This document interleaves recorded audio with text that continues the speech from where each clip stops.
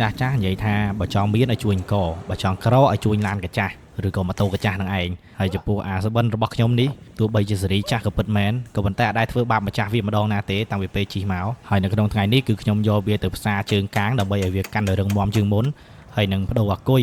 ធ្វើភ្លើងធ្វើអីមកវិញសាថ្មីហើយកន្លែងដែលខ្ញុំធ្វើហ្នឹងគឺនៅកន្លែងជាងគេដដែលទេហើយកន្សប់ហ្នឹងក៏បោះបង្គាគាត់អ្នកគិតឲ្យដែរគាត់ថាកាងហ្នឹងដូចរឿងទុនមិនម៉ាទុកម៉ូតូនៅហ្នឹងឯងគាត់សេរីជួសជុលឲ្យដាក់ឲ្យមាំជាងហ្នឹងហ្មងខ្ញុំក៏ធ្វើតាមគាត់ទៅហើយបន្តមកទៀតគាត់ក៏ចាប់ដើមដោះកបាំងម៉ូតូខ្ញុំខ្ទេចខ្ទីអស់ហើយគាត់ដើរទៅយកដែកមួយនេះតចេញពីខាងកម៉ូតូខាងក្នុងមកដើម្បីចាប់មួយកាងមាំហ្មងគាត់យកធូបយកមកផ្សារដាក់មកទៅហ្មង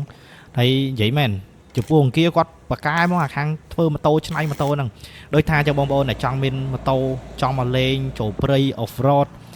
អា MSX អីឡើងត្រៃអីហ្នឹងមករកកន្លែងគាត់ដឹងតែត្រូវហ្មងធានាហ្មងហើយគាត់លេងឡើងម៉ាស៊ីនឡើងអីហ្នឹងគឺមកឆ្ងាញ់តែម្ដងចាប់កាងចាប់អីអស់ហើយឥឡូវនេះគឺគាត់ចាប់ដើមទៅមើលខាងផ្នែកប្រព័ន្ធភ្លើងគឺអាគុយម៉ូតូយើងសេរីទៀបវាមិនទៅទំនើបអីណាស់ណាដូច PCX ADV GS អីទេ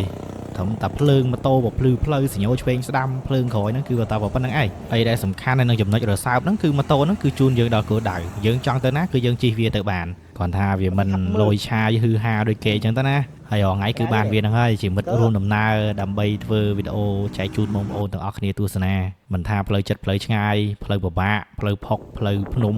ទឹកអូមិនក៏វានៅតែទៅបានគ្រប់ស្ថានភាពផ្លូវដែរហើយវីដេអូមួយនេះក៏គ្មានអីសាំញ៉ាំច្រើនដែរបងប្អូនខ្ញុំគ្រាន់តែយកម៉ូតូខ្ញុំមកផ្សារកាងឲ្យវារឹងមាំជាងមុនហើយនឹងឆែកប្រព័ន្ធភ្លើងដូរប្រេងម៉ាស៊ីនស្បែកប្រាំងស្បែកអីទៅប៉ុណ្ណឹងអរគុណបងប្អូនទាំងអស់គ្នាជំរាបលាបាយបាយ